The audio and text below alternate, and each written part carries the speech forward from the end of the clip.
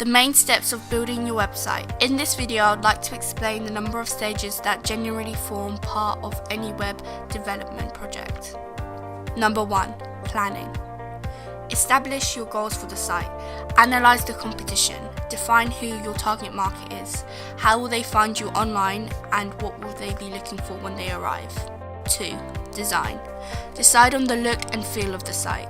Colors, graphics, information, architecture, the arrangement or structure of the formation and navigation, etc. 3. Development. Putting it all together. Taking the agreed design and constructing the actual pages of the site. Crafting the content, links and navigation. 4. Testing. Making sure everything works the way it should before you let it out onto the internet.